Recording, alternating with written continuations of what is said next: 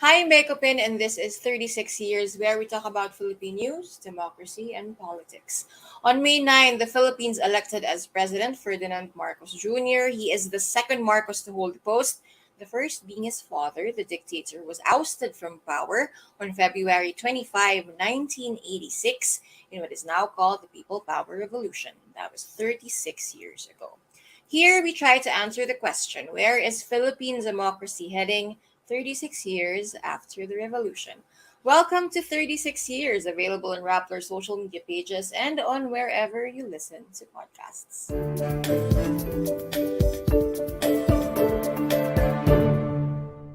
This week, we are joined by Ken Abante, who's had experience both as a member of the bureaucracy in government.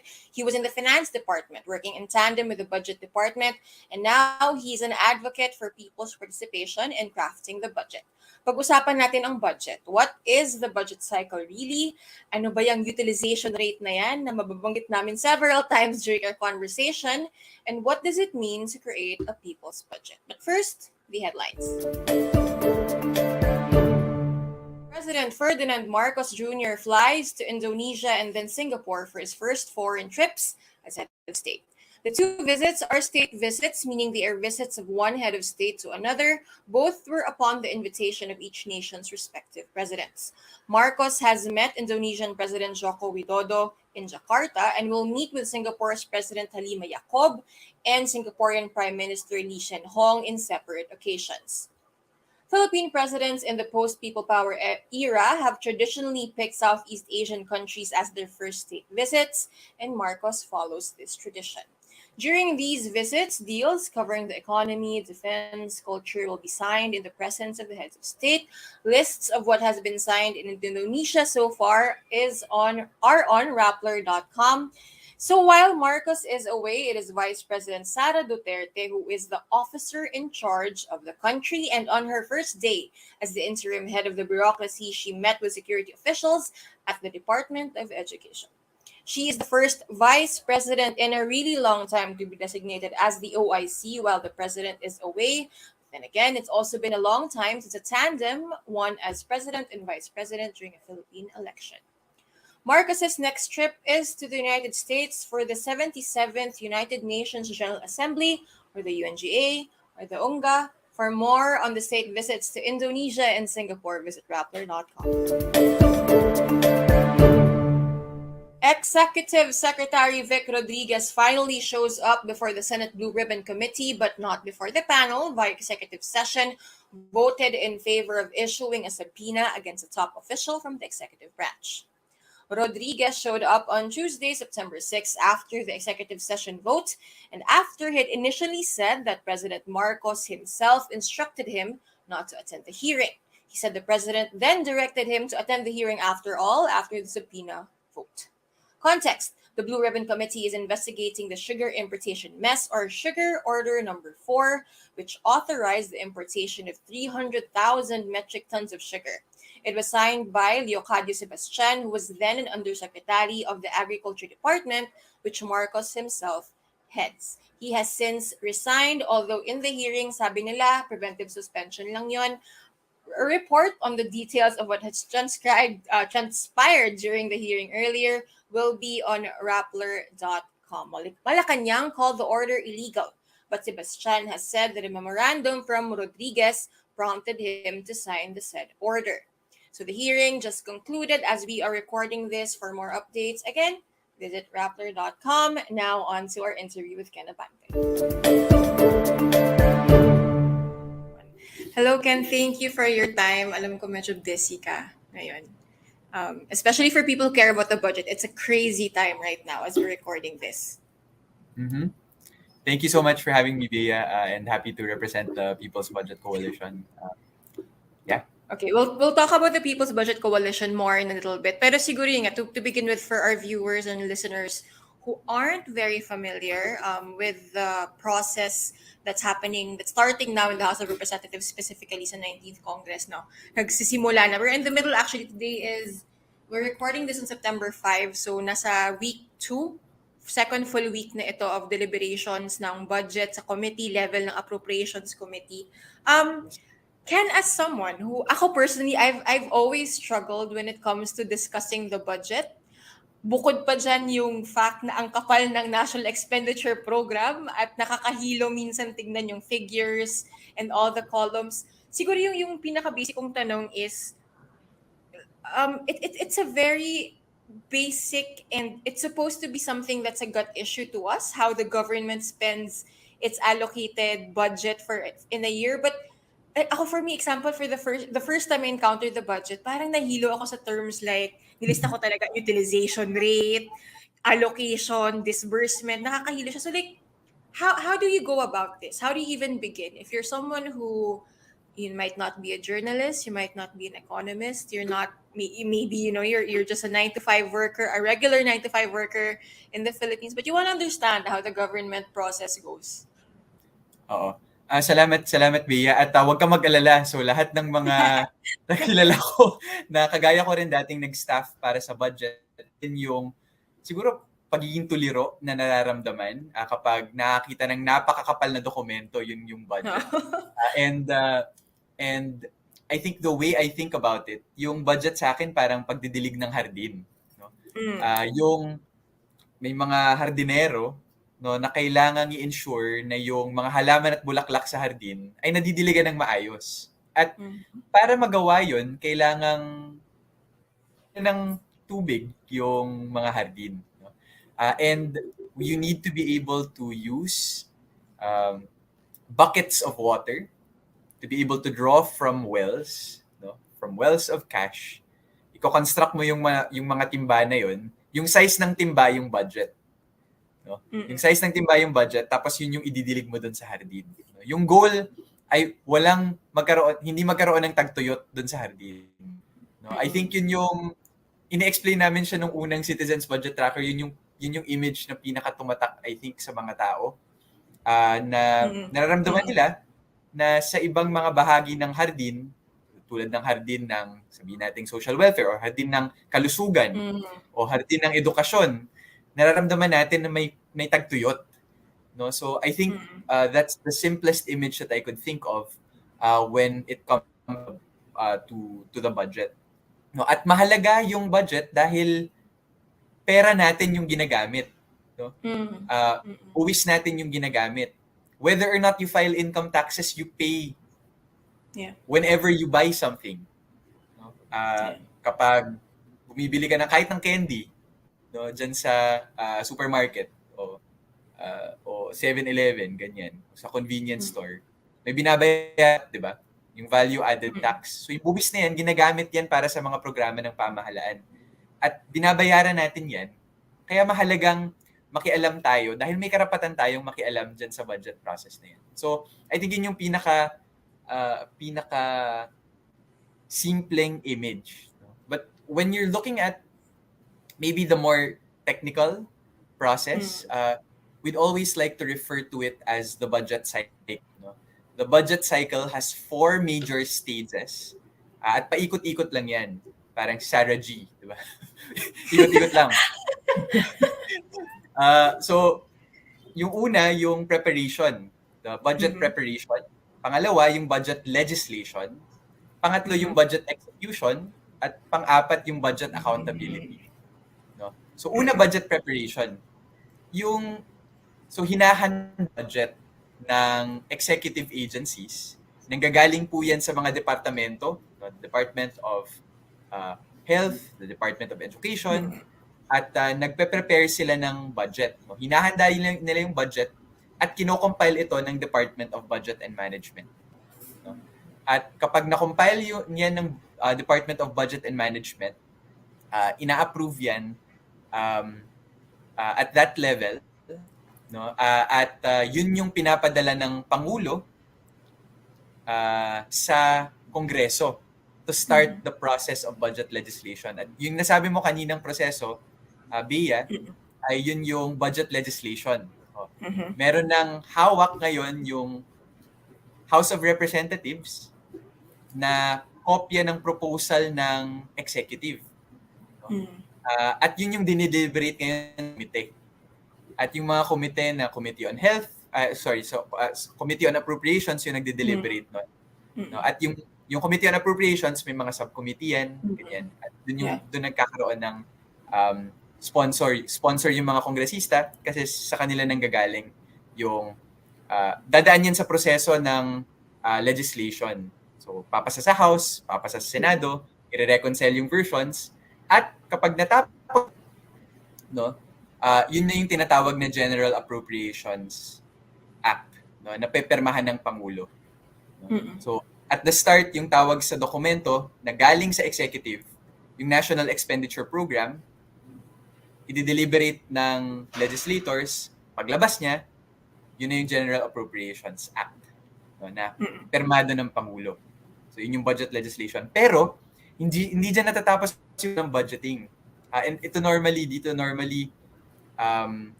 I guess nagkakaroon ng confusion. Yeah. No? Paikot-ikot lang siya. Kasi yung napasang batas na inapprove ng Kongreso at pinirmahan ng Pangulo, yun naman ay ini-execute, no?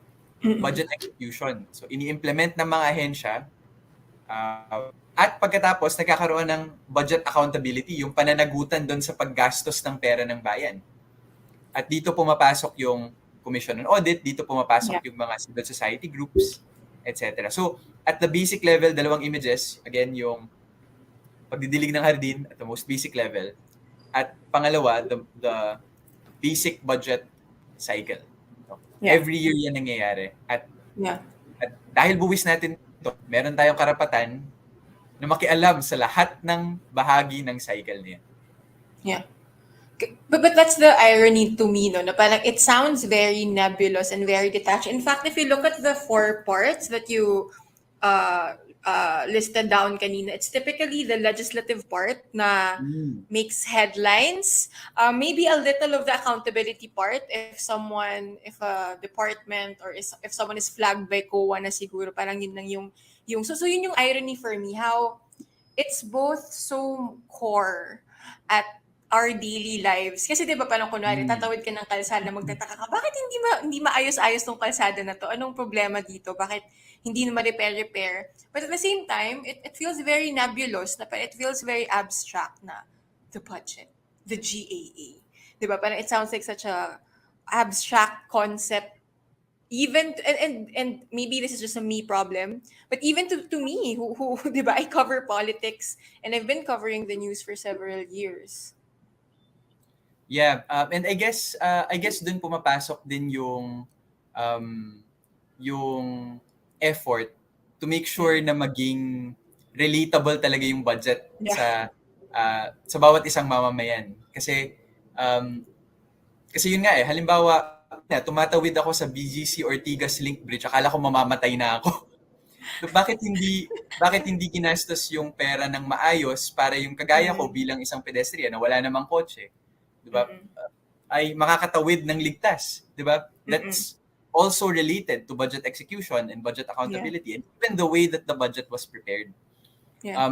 So I guess yung challenge din actually ng People's Budget Coalition na group ng mga civil society advocates ay paano natin mas mapapalalim yung understanding ng mga ordinaryong mamamayan sa budget. Kasi diba, the next question is, okay, meron kang isang issue, for example, almost any issue that you think of na sumasakit yung ulo mo at meron yung relationship in one way, shape, or form sa national budget. Next question becomes, because the process seems so nebulous, how do you then engage? Yeah. Diba?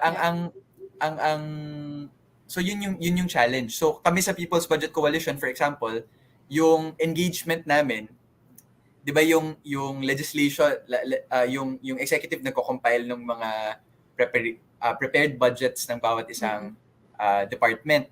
No, kami sa People's Budget, tinatry namin siyang gawin, pero from the point of view of civil society organizations. No, kino-compile namin from parent leaders ng 4Ps program, yung Transport Coalition, yung mga labor unions, yung education advocates, yung mga healthcare advocates, Tapos, kinocompile namin siya, tapos sinasabi, tapos sabay-sabay kaming na-engage sa legislators para sabihin na ito yung mga sinasabi ng mga ordinaryong mamamayan na baka pwedeng i-consider ng executive at ng legislative. So parang ganyan yung engagement namin. Doon kami pumapasok sa proseso ng, doon pa lang sa mismong pag-formulate ng budget, meron ng gap doon sa pangangailangan ng mga tao at kung ano talaga yung napapasa. Yeah. Which leads me to wonder, kasi siguro two-prong question to. One, siguro to also familiarize our viewers and listeners about the People's Budget Coalition. But that makes me wonder, like, hindi ba built in to our processes yung consultation? Shouldn't it be the default? So which leads me to wonder, why was there a need to create a coalition? Why isn't it intrinsic to that step of the budget process? Thank you, Bea. That's an excellent. Ako, nanggaling ako sa government din. So, I spent 4.5 years in government in the Department of Finance.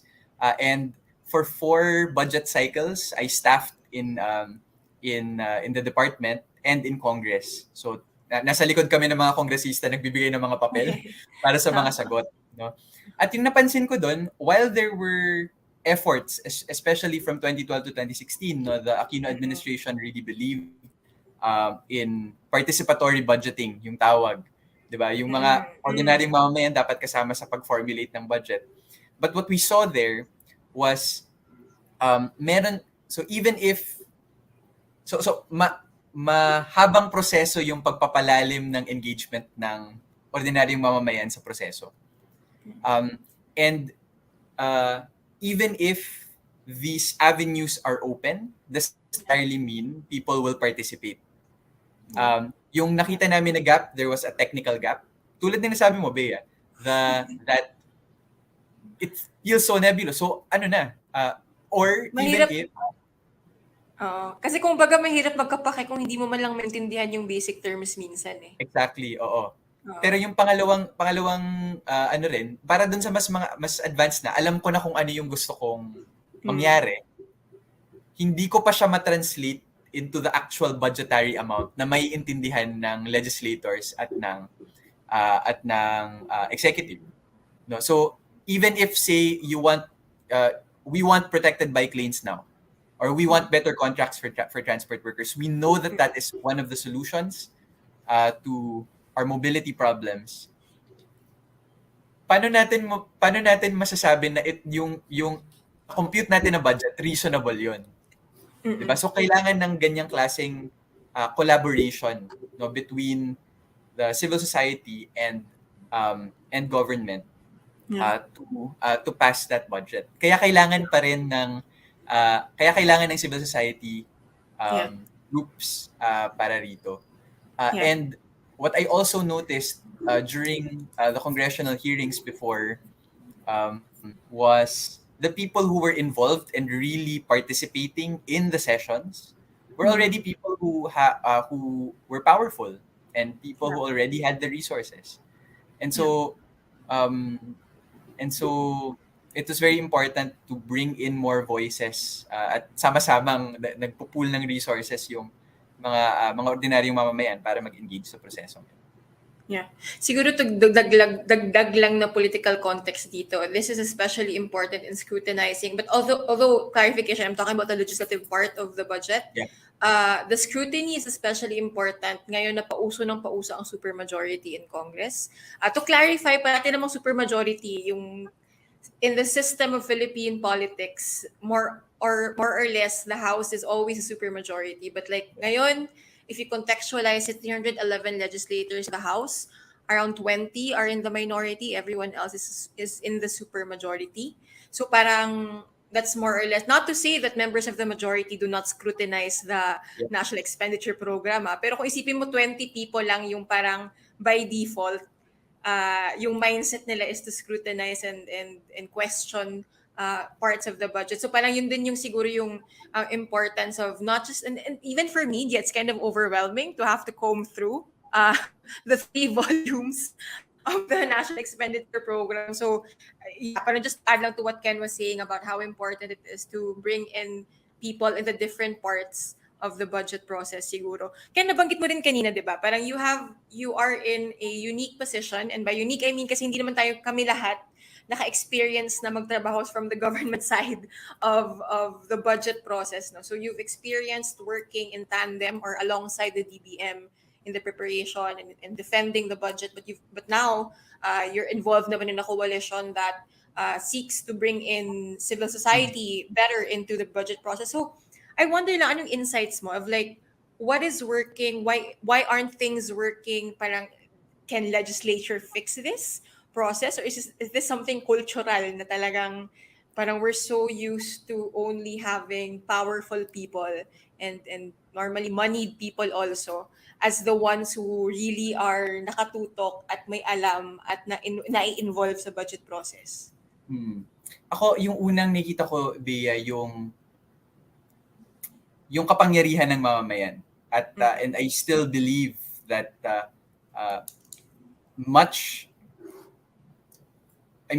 we should claim those spaces. And I'm very glad that our partners in the People Coalition, who are individual CSOs, have come together to push together. We were able to push last year, actually this year's budget, but last year yung preparation for this year's budget, we were able to push last year. Ang proposal namin around 1.2 trillion pesos for equitable COVID-19 recovery. So that's for health, education, social welfare, labor support, and education. And yung what we were able to pass was around 100 billion pesos. Yeah. That's still very far from where we want the budget to be. And that's why you see siguro people really still suffering from the impacts of COVID-19. Yeah. You see healthcare workers not given the protection that they deserve. You see our mobility situation really worsening. You see classrooms not yet safe, diba? Yeah. From COVID-19 or learning, diba? Not fully being able to cope with this setup dahil kulang ng mga gadgets sa mga eskwelahan. Yun lahat that's a manifestation of that gap. No? Pero kahit na napaka layo pa niya sa kung saan natin siya gusto saan natin siya na-envision na mapunta, it also shows you the potential of collective action. Yeah. Because that 100 pesos is still something. Diba? Yeah. It's still progress, no? I guess. And I think lagi lang gagawin to every year para mapalalim at mapalawak yung spaces for participation, and we learn something new every year. Yeah. So yun yung first. Yung second is we've learned as well from our allies in the House and the Senate. Yung ability to broaden coalitions, political coalitions. Meaning there are legislators who really want to advocate for the right things, but sometimes they do not have enough of the technical research that maybe the established CSOs have. And so it's important to be able to brief them. And just because a legislator is a part of the supermajority, to your point, they can still also scrutinize the budget. So can we find those allies and broaden our coalition in Congress to be able to pass the budget that our people deserve? And the third key lesson that we learned, key insight that we learned from last year's mobilization, 2 years nang nagmo-mobilize yung People's Budget Coalition, was it was important to engage early. No? The process happens as early as the budget call. No? Meaning DBM issues this memo saying, hey, prepare your budgets. And it's important to bridge actually the alliances with the career, especially the career executives, para yung mapasok na sa National Culture Program, mas malapit na dun sa gusto ng civil society groups. Yeah. No? But even if that's the case, halimbawa sa transport and mobility, na zero pa rin yung active transport, yung protected bike lanes, kahit na napakahalaga niya. Diba? Zero yung service contract. Zero yung service contracting budget para mas maayos yung kontrata ng transport workers natin at hindi na nila kailangang mamalimos sa kalsada. So, talagang parang kailangan suyurin yung proseso ng pagbabudget at kailangan medyo focused yung engagement natin. Jumping off from your example of the push for active transport, and yet it's despite all the efforts, you don't necessarily see it translated into the final proposal.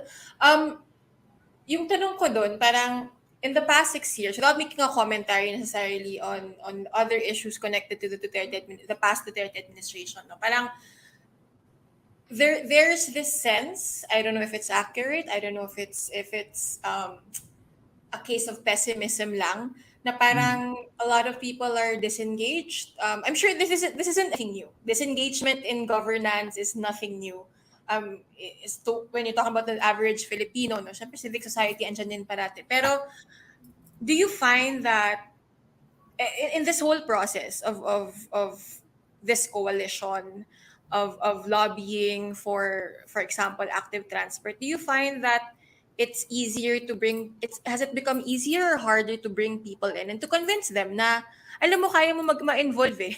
Kaya mo yan eh. Kaya ng bandwidth ng utak mo intindihin tong mga technical terms na to, or it's easy to simplify it if once I walk you through it, or has it become harder and has pessimism sunk in kahit papaano, even to people who who are supposedly inclined to be involved in governance and civic society? Wow, what a question. And I ask this, wait, I have to give a context. So I ask this because I've known Ken since our college years. Wag nating sabihin ko anong year yung college. Pero I've known him for more than a decade in a way. So parang, and I've known you as someone who's really involved yourself in government. Obviously first as isang kawani ng gobyerno, and then later on, even after you left, you obviously have kept yourself involved. So parang I wonder how you've seen that grow through the years, diminish, grow. Is it easier to bring people in now, or mas struggle na to convince them na it's worth your time and effort and heartbreak, I'm sure? Yeah, wow. Heartbreak. So actually, the pandemic was a chance for people. We were forced by the pandemic to work together. I think yun yung una. When the public transport crisis happened and government suspended public transport, and you saw like healthcare workers walking for 2 hours, 3 hours just to get to hospitals, it was the alarm. No, people were sounding the alarm. My friends from transport were sounding the alarm, saying we need to do something about this. And during that period, we came together and said, may mga nagtap actually sa akin, mga transport advocates nagtap sa akin, Ken, di ba nag-analyze kayo ng budget, baka pwedeng tulungan nyo kami dito sa transport sector. And then biglang dahil kakilala ko rin yung ibang healthcare advocates from when we pushed for the sin tax reform in 2012. In-invite din namin yung healthcare advocates, nag-invite kami yung persons with disabilities, nag-invite kami ng iba-ibang labor unions, transport workers unions, nag-invite kami. Tapos we came together and said, this is the proposal that we want. Yeah. And because at that time we had analyzed the COVID-19 recovery budget, yung Bayanihan 1, we had a unique insight into how the debates were likely going to be in Bayanihan 2, which was the recovery budget. And we were able to push at that time around 13 billion pesos, 12 billion pesos. Basta and this year we were able to push for 13.3 billion for protected bike lanes and better contracts for transport workers. And that's the reason we have Manila, Cebu, and Davao bike lanes now. And Yeah. the coalition that we were able to form, hindi lang siya civil society. No, it even includes people from the executive branch. No, the people who are working silently, but effectively from within to advocate from within. So we have colleagues from the Department of Transportation, Public Works, who actually needed help in pushing Congress as well, and um, to help para unite talagang talagang magkaisa Mm. magkaisa at makiisa Yeah. yung bawat isa sa isa't isa. Yeah. And I I think specifically in transport, engagement has grown Yeah. because we were forced by the pandemic. Oh And yeah. we're not giving up. We're Yeah. going to continue to push, and Yeah.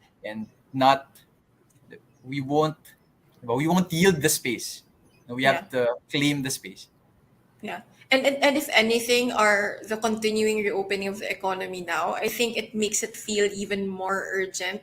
Mas urgent pa lalo sa images we saw during the height of the lockdowns na literally Yep. walang masakay yung mga tao, naghihintay sa wala in effect sa mga Mhm. major roads, 'di ba? Parang ngayon, honestly, especially in Metro Manila, anyone who steps out and looks at the EDSA carousel, it's quite, and the lines sa mga train stations, it's honestly heartbreaking to see. Hindi na nga siya, Yeah. hindi na, parang syempre may shock factor, pero I don't know, siguro yung bad thing doon minsan sa akin, nawawala na yung shock factor.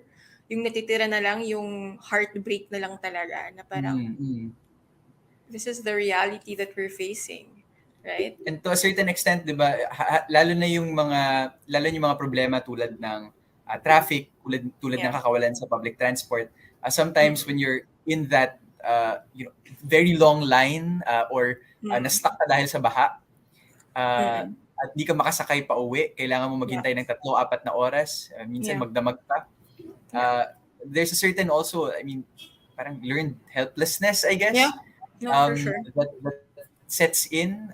It's not the fault of any individual in particular, but just that the system itself Yeah. is so bad. Yeah. And this is where I think research helps. Yeah. Kasi research helps break down a very big broken system into its component parts. Yeah. So, halimbawa, dun sa example sa carousel, one of the reasons why that exists is because there's a shortage in public transport. We were able to quantify what that is for Metro Manila, around 2.8 million daily passenger trips missing and not served by public transport. One of the reasons for that shortage is because we have not invested enough budget in securing those better contract terms and fixed payments for our stable income for our transport workers. In the way that we design our roads, we weren't able to allocate the right budgets for protected bike lanes or even pedestrian infrastructure. Even if bicycle users outnumber car users 5-1, according to the latest social weather station survey. Yeah. And yun nga kapag nakita natin yung specific area na ito talaga part ng sistema na talagang bulok na bulok. Diba? Bulok ang sistema pero parang kaya nating mabago yung sistema kapag na-point out natin yung isang bahagi na kailangan talagang mabago. Which one of the areas of the system is the budgeting system for transport. Yeah.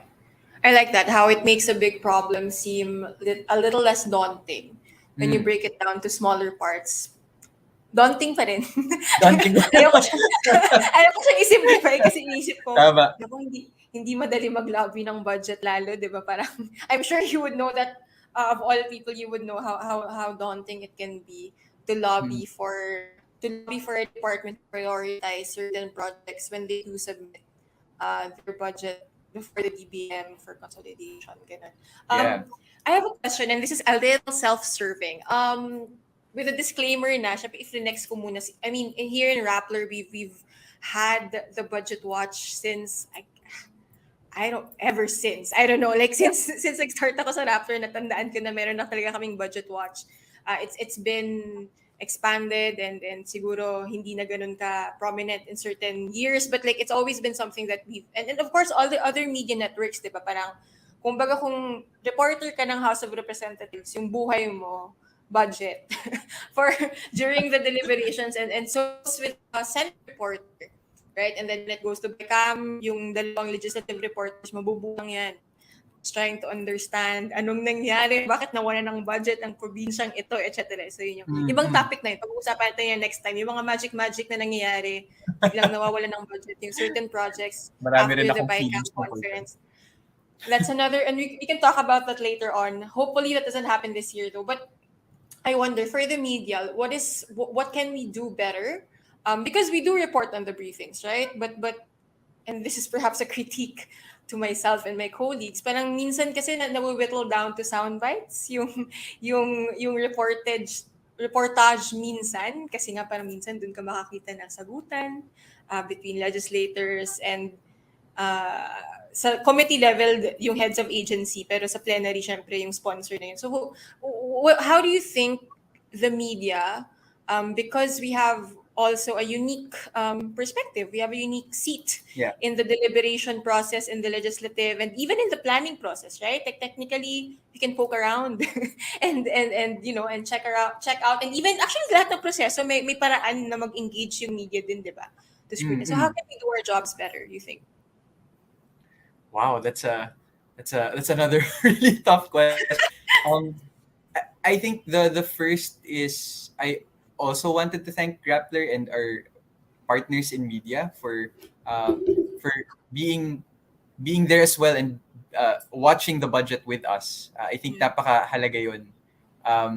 And I think, you know, the Rappler in particular has been one of those, I think, constants in our briefings on the budget. I'm guessing tulad ng sa civil society, I think the best civil society groups who have been able to push for the budget in the best possible way are those who were able to focus fire on a key topic and keep repeating, amplifying, finding fresh and takes on the issue. For example, I think yung Move As One coalition in particular has been particularly effective at pushing the budget the past 2 years. And there are just so many different angles to transport. Like it's everywhere. It's in our lives. It's in you know, the way we go to work. It's in healthcare. It's in terms of equity, nandyan din yan. Yung environmental impact, yung health impact niya. Even inflation, which was our opening angle for the new administration, which was, you should invest in transport because it helps you bring down inflation, especially because transport is one of the leading contributors to inflation. So yung mga ganong klaseng angles, I think, are very important. Yung second, and this is also a critique to society, so we share, I think we share this responsibility, is how do we make it even more interesting in bite-sized pieces that can hold people's attention a bit better. Kasi budget is one of those, you know, I think, hindi ko alam kung rare lang, pero ako na-excite ako sa budget. Pero I imagine not every citizen will be excited about the budget. So, Ken, unfortunately, hindi lahat ng tao nagtutwinkle yung mata kung nakikita nila yung National Expenditure Program. Baka ikaw, pero hindi, that's not something everyone feels when they see the voluminous documents. Yeah, pero yun nga the reason my eyes twinkle is because I see how powerful it is and how much of an impact it has on my life. And all the issues I care about are linked. I mean, yun, di ba, magkakabit yung politika sa ating bituka. Yun Yeah. Yun yung issue eh. Yeah. At paano natin yun mas sabay-sabay na mas maipakita sa ordinaryong mamamayan. At yun, challenge yun ng Yeah. lahat sa atin na nasa field na to at hindi lang Yeah. exclusive to media. So Yeah. we'll also try to do better.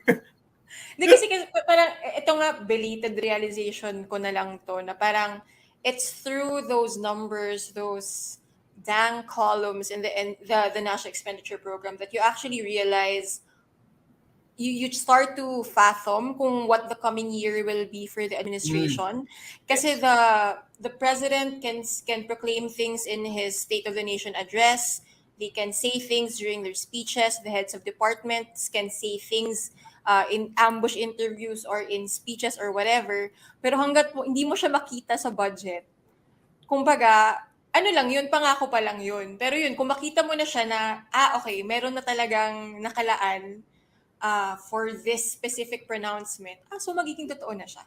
Di Oo, ba? it's the Parang, old adage, diba, na if you really want to know politicians' true priorities, yeah, do not just listen to their speeches, yeah, follow the budget. yeah, See, uh, definitely agree. And yeah. for example, yung transport example, did you know that since we actually did the research on this. So from Mm. 2010 to 2021, around I think 2.8 trillion pesos was budgeted for road infrastructure programs in the Philippines. Okay. But only 1% of it was the expansion of road-based public transportation. 99% of that budget from 2010 to 2021 was for road construction, widening, and maintenance already for the people who have cars. And Yeah, less than 10% of Filipino households have cars. yeah, And yeah, it just perpetuates this inequality. So most of the inequalities that we see, most of the inequities that we see have its parallel, or maybe one of the causes almost always is because we haven't invested correctly. yeah, Um, yeah, so yun, talagang mahalagang ma-bring up yung mga ganun. I think one other area that can help us do our work a little bit better is I just came from a fellowship from Taiwan, no? We were looking at their Gov Zero and open data and open government initiatives. At yeah, yung nakita ko doon, they're really good at publishing their data and statistics in a way that can be used by media and CSOs a little bit better. And so, for example, for that research that we did, to be able to come up with that one-liner insight, we needed to spend around maybe 3 or 4 months studying the budget, yeah, um, yeah. from the individual PDFs of all these different Mm. budget documents. But Mm. imagine a world in which those time series data can be easily seen, no, and used by media, by civil society. It becomes much easier. Openness is just the first step, no, to having better participation. No, Mm. but it is a step. It is an Yeah, important one. yeah. And to be fair to DBM, we're actually very good at publishing our budget documents. Mm. Now the next step is continuously improve Immediately. that, Yeah. so that it becomes even easier for ordinary citizens to engage. Yeah, both the technical experts and those who Hmm. do not have time to comb through it. I would imagine, I don't have the statistics for this, pero 1% lang siguro ng population at best yung may oras na talagang isa-isahin mo yung national expenditure program. I tried. It's hard. It's Isang it's isang office. Dalawang you'll get office na lost. lang yung sinilid ko. It's like a rabbit hole, diba? When you're in it, it's like Yeah. you can get easily lost. But there are techniques. There are Yeah. actually Oh. techniques. Actually, medyo, pwede ko ba itong i-plug? So, Go uh, ahead. we we actually came up with a program, called the Young Budget Leaders Program. So it's with Mm-mm. the People's Budget Coalition, the iLead, so Institute for Leadership Empowerment and Democracy, and the WeSol Foundation, Mm-mm. to come up with a program to help underrepresented sectors Yeah. communicate and research and advocate for their budget messages. I think we've done this enough times to know what the critical elements of success look like in budget advocacy. And actually, our applications are open. I can send you the link. We'll link And it in the story so that people can click through it also. yeah, I'll share the link after this conversation. And you know, kailangan medyo sasama will sama-samang titingnan yung budget ng sektor. Titingnan kung saan dapat tutungo yung budget ng sektor. At sama-samang itutulak yung budget ng sektor. So, akala ko makikislogan ka ng sama-sama tayong babangon muli. Hindi po. Pero dapat sama-sama tayong makiisa. Yeah. Yeah, no, but I can only imagine, di ba, parang if more sectors, if I don't know, even college students who are only starting to learn about. I was actually, yung una kong thought nung kinukwento mo yung gardener na metaphor, alam mo, sana tinuro sa kanya nung college. Sana may, siningit sana siya, polsci, or I don't know. So that like, even in my younger years as an undergraduate, meron akong appreciation or at least meron akong konting grasp kung ano ba tong budget process na ito ng gobyerno. Because it's something that I only really cared about. And by that, I mean I was forced to care about it because I was a reporter. I mean, it's not, diba? And to add to that also, for insight na rin sa pagiging reporters, pag sign up mo ng pagiging reporter, hindi mo naman akalain na balang araw, kailangan mo basahin. Kailangan mo lang basahin ang budget ng ahensya mo. Parang wala yun sa utak mo eh. Parang, sige, game. DILG reporter ako. Tapos biglang, kailangan magbasa ng budget pala ng DILG. So yung mga surprise that, insight lang sa pagiging reporter din. Yeah. At kahit ako bilang kahit kawani ng gobyerno, akala ko nung pumasok ako ng Department of Finance, parang I had one idea na apparently parang I'd be pushed and forced as well to staff for the budget cycle. And you see just how powerful it can be and how ordinary people should definitely be part of this process. Yeah.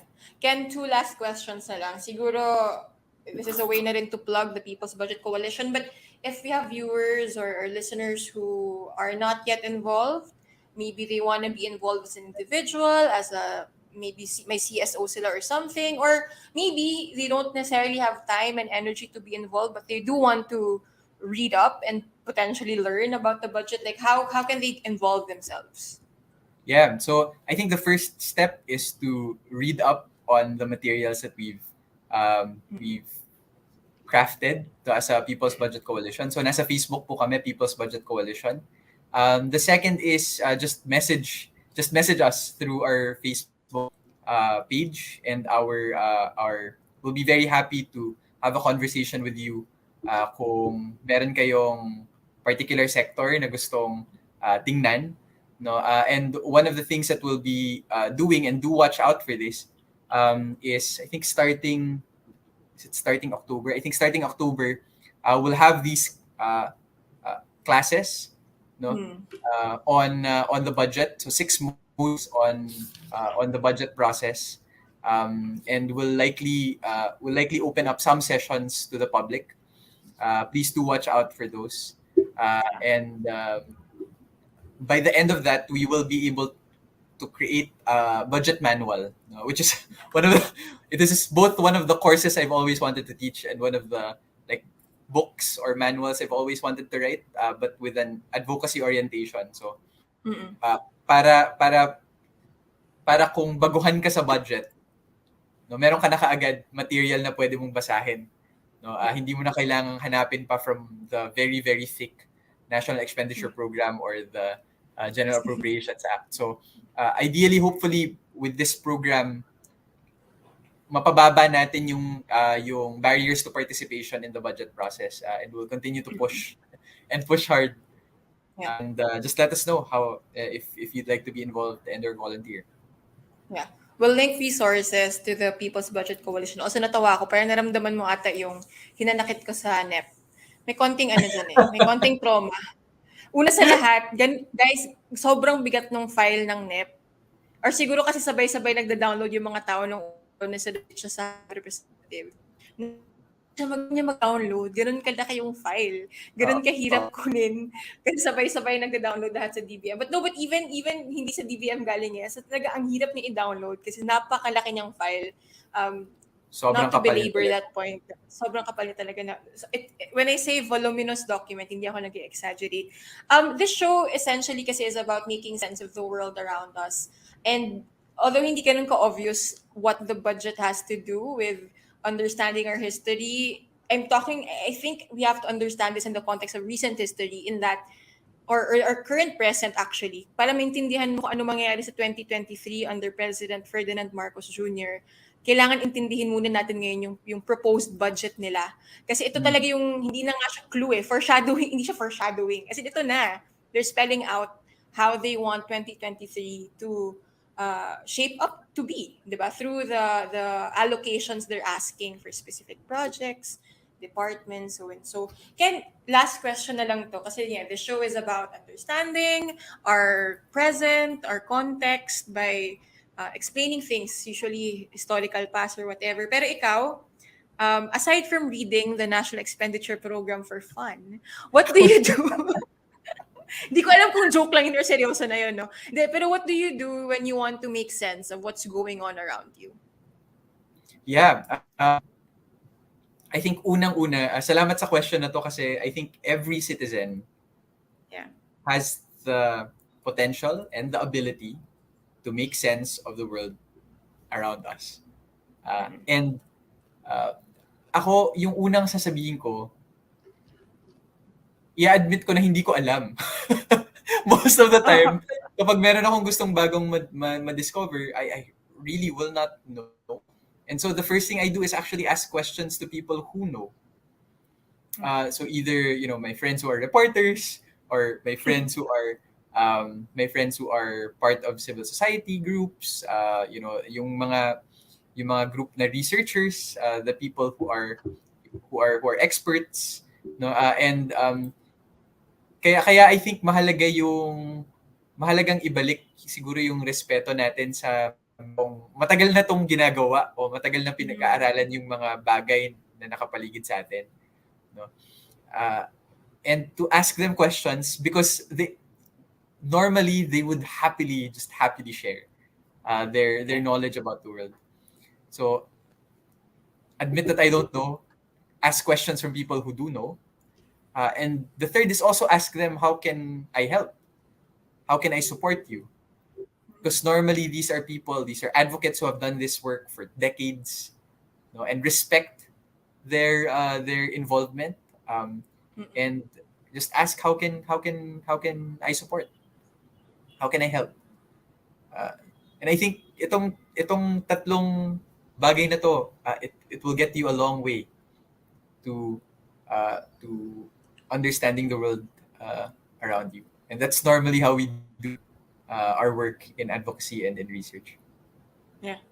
I like that. I like that tip. Ask questions and don't be afraid to ask questions because that's something I think that our know-it-all, the tendency to want to project yourself as a know-it-all on social media, that has somehow robbed us of the vulnerability and willingness to say na di mo alam, so kailangan mo ng tulong ng iba. Thank you for that. Again, Ken, thank you for your time. Thank you guys for watching. Like I said earlier, we're gonna link to wherever, either the story page or yung mismong description ng episode na to, resources on the People's Budget Coalition. And if you want to read the NEP for fun, we'll also link to that. Thank you again, Ken, for Thank you, your Bea. time. Thank you guys for watching. Thank you once again to Ken Abante. For updates on the 2023 proposed budget, follow Rappler, follow People's Budget Coalition on Facebook. We have links to their Facebook page and their other activities in the story page of this episode. Again, this has been Bea Copin, and I'll see you next week for another episode of 36 Years. Bye, and thank you for watching.